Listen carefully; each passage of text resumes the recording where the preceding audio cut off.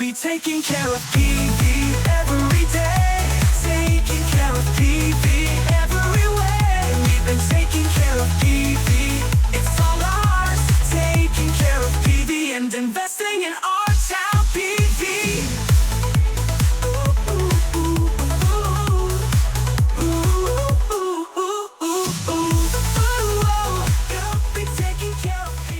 Welcome to another PV in Focus episode. We are so glad that you are tuning in either as a part of our podcast or videocast. Great to have you join us, and we're excited to be able to share what I think is a really interesting part of our town government and something that touches really all of us. If you've ever been to any one of our parks, our trail system and open space, the gentleman that is here with me is the one that helps to make sure it all is maintained and operating well. So Nick, thank you for joining us. And Nick, tell us a little bit about yourself. How long have you been with Prescott Valley?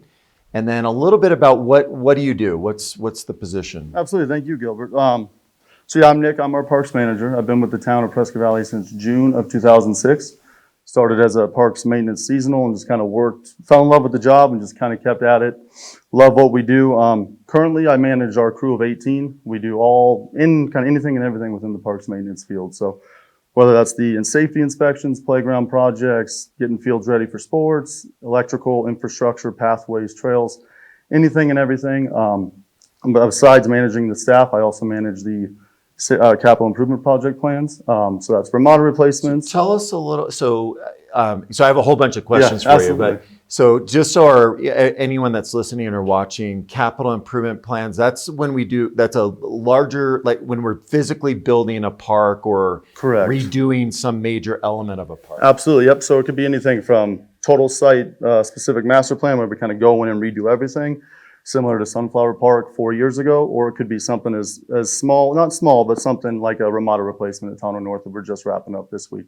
So kind of anything and everything in between, ball field lights, artificial turf, fencing, playgrounds. We did a couple this year that we just knocked out, quailwood and antelope. So really anything and everything that falls within a park, that's what we handle. Those are all mostly larger ticket capital improvement projects. And yeah, we've been able to do a lot of them over the last 5 years, splash pads, pickleball courts, kind of anything and everything, and really just bring some new amenities and fun stuff to the parks. All things that help to bring a better quality of life to our community. Absolutely, yep. Well, you mentioned all of just those behind the scene things, but give us an idea of just the scope of things that you have to, that you're responsible for, the number of parks, miles of trails, kind Absolutely. of that, all the things that you have to make sure are maintained and operational. So within the town of Prescott Valley, we have 26 maintained kind of developed parks. We also have some open space with glass bordels, things like that. Within that 26 parks, we have 50 acres of turf grass that we mow and irrigate. We have 20 miles of pathway and trails, 19 playgrounds, 12 pickleball courts, 2 splash pads. So really 3 volleyball courts, anything and everything under the sun. And, we have quite an extensive infrastructure and amenities, and we just keep improving those year after year, and we're really excited about it. Very good. A lot of people may think, have a particular view of what you do or what Parks does. Mm-hmm. What are some of the things that maybe that people don't always realize that goes into maintaining and managing such a large system? Absolutely. So a lot of it, I'd say a lot of our athletic event support, a lot of people don't realize when they're out there enjoying youth Little League or youth soccer, how much that is us kind of maintaining those fields, mowing them, painting them. We do have a robot that paints our stripes for us. That kind of helps out. We want to learn more about that. Absolutely, we can touch on that. So I'd say just how much we're kind of ingrained in that community, how much what you're able to do in the evening hours within the parks, what you're enjoying is a direct correlation to what we're doing throughout the day. So that crew's out there on any given day during Little League season prepping 5 to 10 infields. That's a daily task. Soccer, we just hosted 2 large 100+ team tournaments the last couple of weekends out at 5 different parks, 11 different fields. So a lot of fun stuff that probably people don't necessarily think is parks maintenance that we're definitely heavily involved in. Talk a little bit more about that too, because I don't think people always realize, like we have, lots of families that live in our community, kids that are involved in different, whether it's soccer, Little League, softball.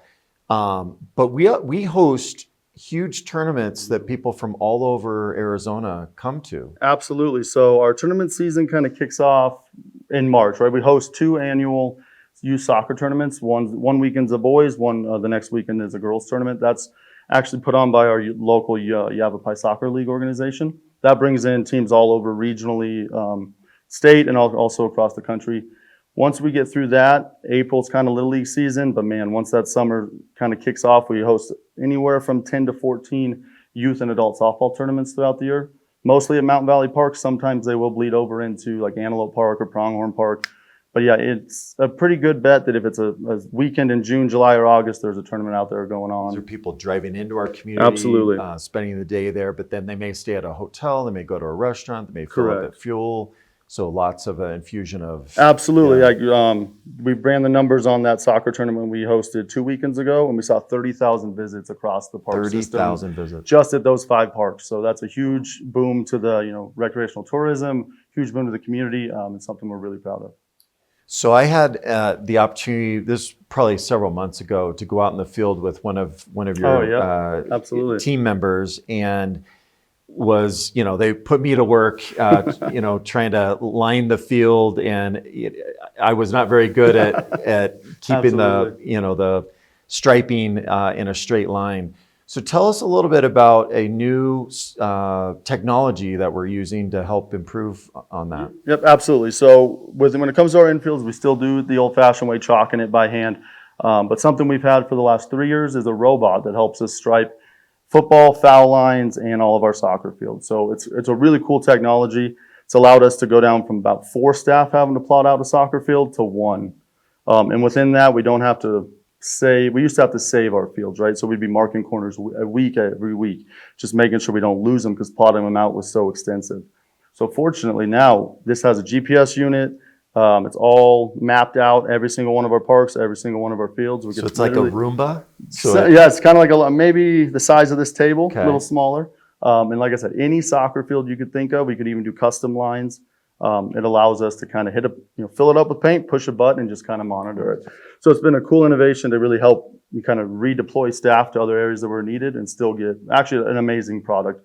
The lines are perfectly straight. You kind of saw how tough it is by hand to get, some of those fields are a little bumpy. So it does a perfectly straight line, great quality.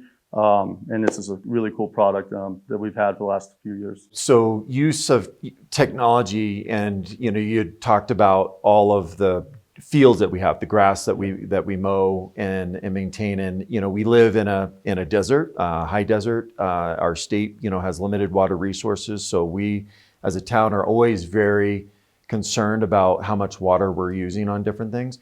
Talk to us about, from the parks perspective and operations perspective, the things that you guys are doing to really contribute to that overall effort of conserving water. So, some of the systems that we have in place. Yep, so a lot of people may not know, but we've been on weather-based central control irrigation for about 13 years now. We were able to kind of partner with our water resources department 10 plus years ago and get some federal grants from the Bureau of Reclamation. That kind of kick-started our programming. So we do use cloud-based. It's all on the computer. It's weather-based, based off of the Prescott Airport. So it's pretty real-time stats on the distribution uniformity, which is how accurate our irrigation system is, the ET rate, how much water we're losing every day. It kind of puts all that into a system and an algorithm and spits us out a pretty close runtime, right? It's not going to be perfect, but it gets us a lot closer than just a best guess. Having said that, that was 13 years ago, right? So there are new innovations that come out. So we are in the process of redeploying some funds to upgrade that system. On top of our leak detection and master valve technology we already have, we will be adding some soil sensors that can help us, right? No soccer field is the same. This area could get dry, this area could be wet. So those soil sensors will really help us kind of get the water where it's needed and save the water where it's not. Nice, Yeah, very absolutely. nice. And over the years that we've had that, and then with this new technology, I mean, have you've been able to see an actual difference in our water usage? Absolutely. I mean, I ran the numbers for the first few years after, and it was millions of gallons of water saved. Now we've kind of plateaued, and it's a little bit more, weather-based, right? We were super hot in March this year, which is way out of the ordinary. So we're going to use a little bit more water than we did the year before. But those first few years while we were implementing it, it was through the roof. Paid for itself in the first 3 years, I believe. Wow, that is great. Tied to that is, you also manage or oversee an extensive array of trees. We're Absolutely. Tree City USA, which is a very special Yep. designation to have as a municipality. Tell us a little bit about that Tree City designation, what goes into it, and then just again our commitment in terms of water conservation, that we are very careful with what types of trees Absolutely. that we're planting. So we go off of the Prescott area kind of list of drought tolerant trees that work well in this area. We are Tree City USA for 22 years now. So with that, it's just a commitment that the town is giving to always give a certain amount of budget dollars to our Tree City, to urban forestry, the benefits of trees to the environment, the community, the meeting spaces, the picnic areas. It's something that's very important to us. So we always kind of pledge those budget dollars to make sure we're taking care of those trees. Having said that, we always do host Arbor Day events at all of our parks. The main purpose is always growing that urban forest canopy. So doesn't matter if it's a street project, a park project, if we're removing a tree for any reason, we are pledging we will replace that tree and then some, right? We're always trying to grow that canopy. And again, that is with drought tolerant, smart species of trees that we know will do well in this area, where we can kind of first couple of years really pump that water, get them established, and then really back off, right? We want to be in 5+ years. We don't want to be watering that tree. We want it to be doing it naturally. So that's kind of our plan of attack, is get those trees established, make sure they're in great areas, they're healthy, and then kind of back it off and let Mother Nature do its job. With that, we do have an awesome memorial tree program. On top of that, if a citizen's ever wanting to remember a loved one or a pet or anything, it's a pretty extensive program at this point. We do about 10 to 15 a year. They pick a park.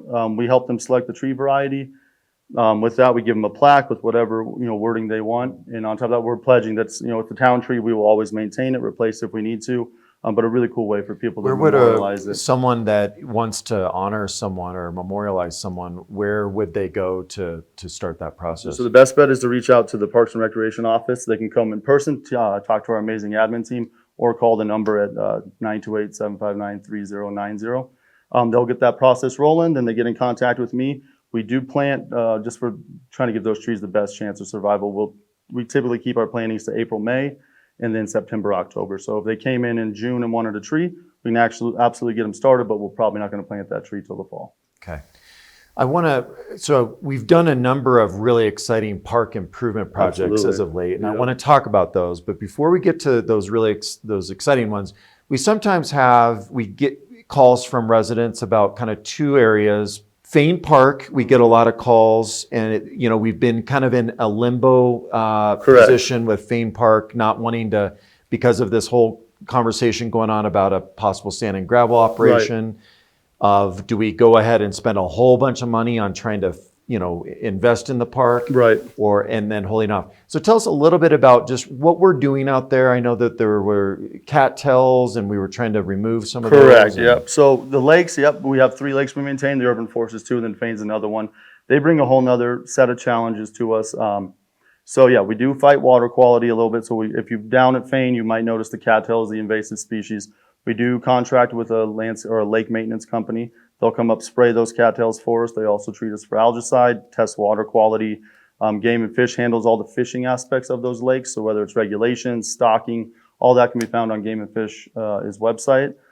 So we kind of help partner with them, right? We're facilitating the area and the water for them to be able to fish, but all the regulations are on their Game and Fish side. The cattails, we monitor those. We do the best we can. It's such an invasive species that it's hard to quite get your grips on it. We were able to cut all the parkside cattails in the spring. Now in our busy season, we're going to monitor them throughout the year, spray any new ones that might pop up, and continue cutting back as we can.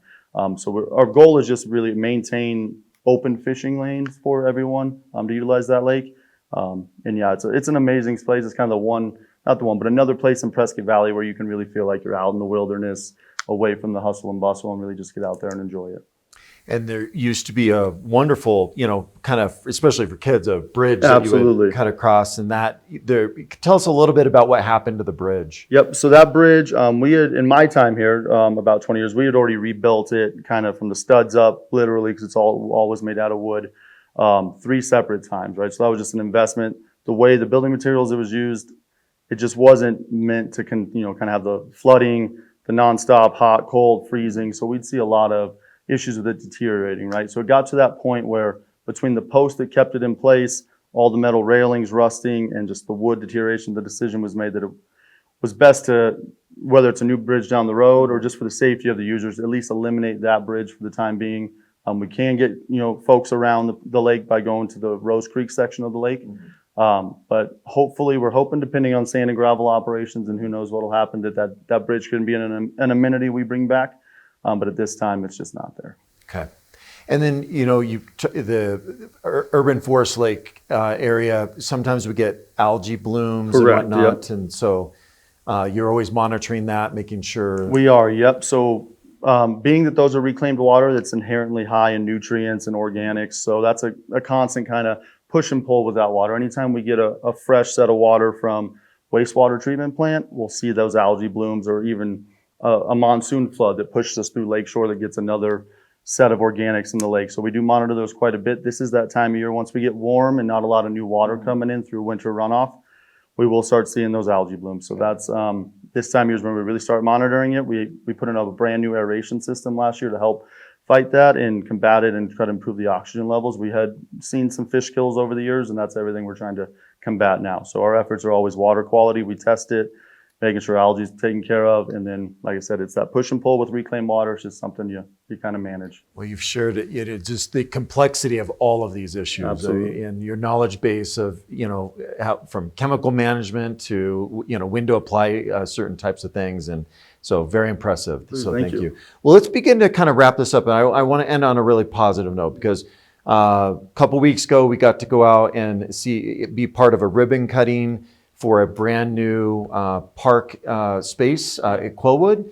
Tell us about that one and the Antelope Park, because those are two new additions to our community. Yeah, absolutely. So we've kind of been tasked over the last 6-7 years of making sure we're doing life cycle replacement on all of our aging infrastructure. So it's not often we get to do 2 in 1 year. So it was really cool that we were able to secure that CDBG grant. Ryan and Judy helped us out with that. So we were able to knock out antelopes in August and then do another one just last week at Quillwood. So both of them are really cool pieces. I encourage everyone to get out there and take a look. I know you see the numbers, right? We pull monthly park usage numbers, and it's just through the roof. The community is loving them. I get calls and videos of people saying that this park's never been used like that. They both offer a great amount of ADA inclusivity, which is a huge piece of what we're trying to bring into all of our new parks. Some pour-in-place rubber surfacing, some really cool features that you just won't find at any of our other playgrounds. Swings, a good bit of everything. They're aged 5 to 12, but we found those under age 5, they're resilient. They find a way to make it work, and it really hits that best demographic for us of really trying to knock out the most bang for our buck and get as most people we can up there. I even saw you going down the slide, so we know it holds. I got tucked into it. Absolutely, that rope bridge is really cool. It's a really cool feature at Quillwood that we don't really have anywhere else. And like I said, the hope is always hoping to do 1 a year, budget dependent. We're always trying to just revamp the usage increase we see at those parks. We go from kind of a quote unquote ghost town at some of these parks during the day to just like a circus. People are loving them. It is awesome to see. Spring break at Antelope Park was wall to wall all day long, not an empty parking space. Just really cool. That's what the parks are for, and that's why we're here. Well, I want to thank you and your whole team for an incredible job that you guys do day in and day out in serving this community. And just personally, when I go back through old photos, family photos, so many of them oftentimes were taken in a park, in the community that I grew up in. And I think, like me, that's our story of all of us, mm-hmm. right? And so our parks are near and dear to all of us. Absolutely. They are extension of our yard, our home, and places that there's so many memories of youth and whatnot. And so thank you for providing those spaces, making sure that they're safe and well maintained, and that we're also thinking about, water management and all the other things that go into, again, making sure we have a great park system. So Absolutely. Thank you. Thank you. Thank you to everyone that listened, tuned in on this particular episode, and we look forward to the next one. Thank you. We'll be taking care of PV.